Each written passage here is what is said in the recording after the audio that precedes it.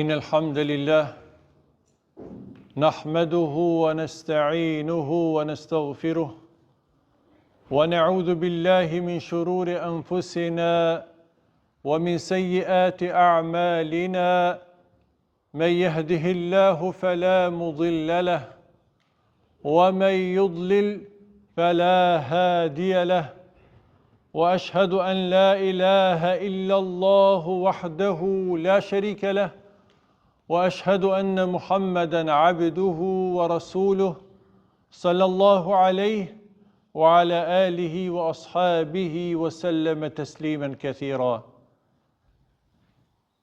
Të gjitha falenderimet I takojnë Allahut subhanahu wa ta'ala. Atë falenderojmë, prej Tij ndihmë dhe falje kërkojmë, Kollëzon Allahu azza wa jall në rrugën e drejtë, askush nuk mund ta humbë nga ajo rrugë.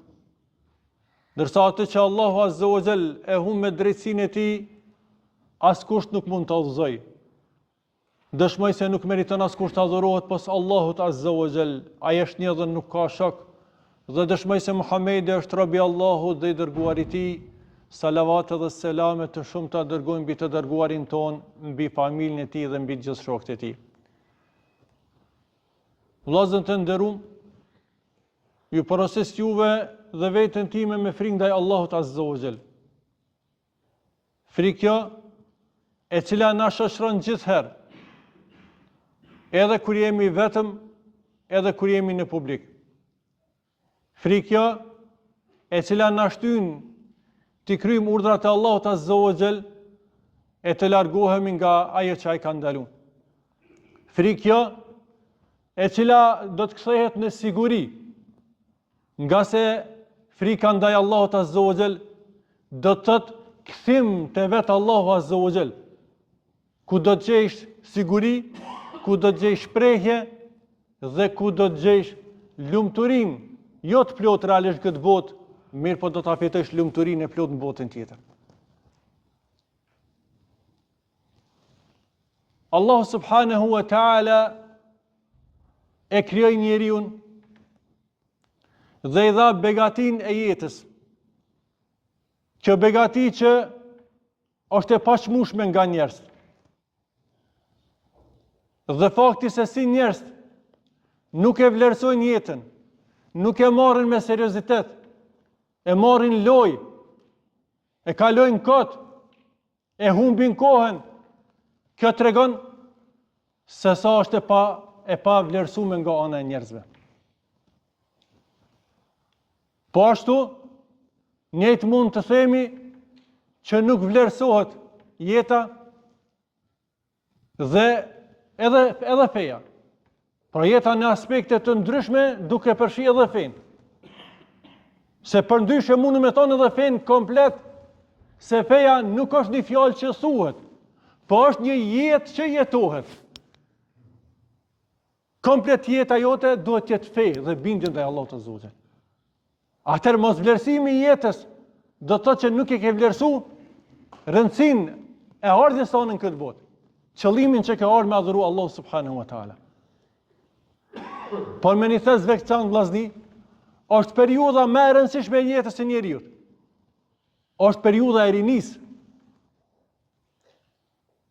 Për cilën Allah azza wa jall aludon Kur'an dhe flet duke treguar se është në mes të dy periudhave të dobësisë, ku Allah subhanahu wa ta'ala në Kur'an thot: Allahu alladhi khalaqakum min da'fin. Allahu azza wa jall është ai I cili ju krijoi për juve të dobët. Thumma ja'ala min ba'di da'fin quwwa. E pastaj, pas asaj dobësie, ju boni të fortë. Thumma ja'ala min ba'di quwwatin da'fan wa shayba. E pastaj, mas kësaj periudhe, pra mas që ishit të fortë, ju bani të dobët dhe të thinjur. Pra vjen periudha e pleqërisë. Kjo është periudha më e rëndësishme. Pra rinia është pjesa më e rëndësishme e një shoqërie. Rinia e një populli është zemra që rre, është mburoja që e mbron, është krahi sa i fort. Me rini popull ndërtojnë qytetrime, me rini ruhen dhe mbrohen vlera, me rini ndalet dhe pengohet armiku. Pra, për shkak kësaj rëndësie që ka, Allah subhanahu wa ta'ala i jep rëndësi të madhe edukimit dhe përgatitjes së rinisë. Andaj, rinia siç është e rëndësishme për një popull dhe një shoqëri dhe umetin. Rinia jote është e rëndësishme për ty. Shfrytëzoje. Dhe shumë ajete, hadithe të cilat flasin për rinin, edukimin dhe përgatitjen e të rive, me këshilla të ndryshme, sikur me vlerësime të mëdha ose me premtime të shpërblime të mëdha, siç është hadithi e pejgamberit sallallahu alaihi wasallam, ku përshkruan se 7 persona do të jenë në hijen e arshit të Allahut azza wa xal, ditën e gjykimit kur nuk ka hije tjetër pas hijes së tij. Mes tyre wa shabun nasha'a fi ta'atillah ose fi ibadatillah. Pra një djalosh i ri, i cili është rrit ka jetuar, ka kaluar rinin e tij në bindje në adhurim ndaj Allahut subhanahu wa taala. Dhe jo vetëm që njeriu të përgatitet ose feja flet për përgatitjen, edukimin, mirë, po shpesh herë Allah azza wa xal ka sjell shembuj për të rinj të cilët janë model për tjerë. Sikurse që është rasti i Ibrahimit alayhis salam, një djalosh i ri, po model në palohatshmërim e tij në besim dhe në iman. Dhe në luftimin ndaj shirkut, urdhrit mirë dhe ndalimin nga e keqja. Një shembull unik. Shembull tjetër, shembulli i Jusufit alayhis salam. Një djalë i ri, edhe ai ish i ri, edhe ai kishte epsh, por megjithatë, për Allahun subhanahu wa taala, e rujti moralin e tij, nderin e tij, edhe cilin e pagoi jo lira, shtrejt me vite në burg atje, mirë po, e rujti fenë e tij, e rujti moralin e tij. Gjithashtu Allah azza wa xal, me shembull Kur'an, njerëz të shpellës, innahum fityatun amanu bi rabbihim wa zidnahum huda. Të vërtetë ishin djemë të ri, të cilët thanë Zoti jon është Allahu. Mirë po jo një fjalë goja, të palohatshëm besimin e tyne. E lanë vendin e tyne, të mirat e tyne, jetën e tyne me plot mirëqenie bollak. Dhe iken jo për një jetë më të mirë materiale, po iken për kuptimin e plot të jetës, të jetojnë si musliman, ta jetësojnë fenë e tyre në praktik, mos kem pengesë nga pushteti asaj kohe. Këta pra ishin njerëz që thanë, djelmosha të ri, Zoti jon është Allahu, dhe na i forcum në këtë rrugë. Shikrej këta shembuj të mirë, do të jenë model për neve, vëllazër. Do të jetë shembull për neve.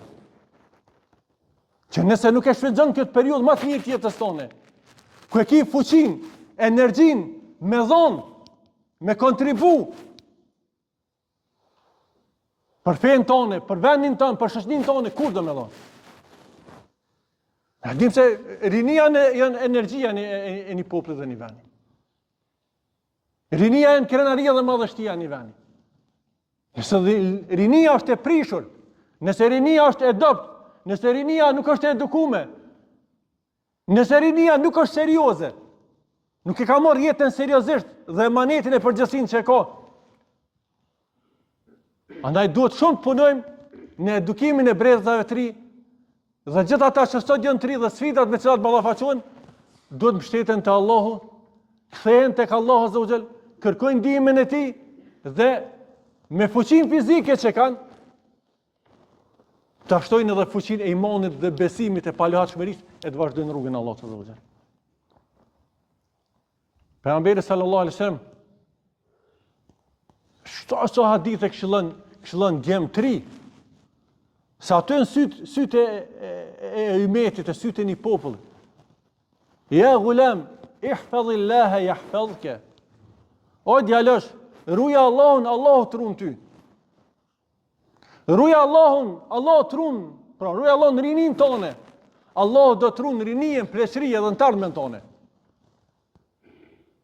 Lutë Allahun me të forcum këtë botë, me të forcu komën, t'jesh i palashëm këtë botë. Do të forcon edhe atë ditë ku shumë kom kanë mërshit mi urën e siratit. Shumë kom do të shasin mi urën e siratit. Mirë pa që e forcuat në këtë botë, ecë drejt mendimin Allah dhe sakt, Allah do të forcon edhe botën tjetër. Andaj, vllazën të nderuam, do të punojmë shumë me rinin tonë. Dhe përveç këtij aspekti, kësaj rëndësie që ka rinia, është rëndësia në edukimin e tyre dhe të flasim për këtë temë shtohet edhe më shumë, ku sot rinia jonë ballafaqohet me sfida shumë të mëdha. Këto ditë ku e keqja promovohet dhe zbukurohet në format më të mira, janë hap rrugët e të këqijave. Gjunohet zbukurohen në emër të lirisë. Marrja dobësohet në emër të emancipimit, në emër të përparimit. Pra zbukurohet, tjeshohet e keqja, vlerat ulen dhe shkelen. Mirë po, duhet jemi të fortë karshi këtyre sfidave, dhe duhet të edukohem mirë dhe drejt, e ta marrim jetën seriozisht, e sidomos rinin, që ta japim kontributin tonë, që ta luajmë rolin tonë. Një shoqëri e cila merr përsipër proceset e vendit dhe shtetit edhe botës islame, përgjithësi, vendet ku janë. Një shoqëri të ri, të cilët janë prind dhe familjar të përgjithshëm, të ri, të cilët promovojnë vlera, e përhapin vlera. Po këtu mund ta bëjmë vetëm atëherë kur janë vetë të edukuar. Atëherë kur vetë janë të moralshëm. Po nuk mundet me të përhap vlera ata njerëz ose ata tri që lidhet e tyne janë të dyshimta ose janë jo sheriatike. Po njerëz të cilët janë të fortë për nga besimi, morali, karakteri. Lutim Allah subhanahu wa taala na përmirëson gjendjen tonë. Lutim Allah azza wa jall na ruan rinin tonë dhe të edukon ata në formën më të mirë. E lusë Allah subhanahu wa ta'ala të në mëshiron me mëshirën e tij, na fal gabimet dhe lëqimet tona, wa akhiru da'wana alhamdulillahi rabbil alamin.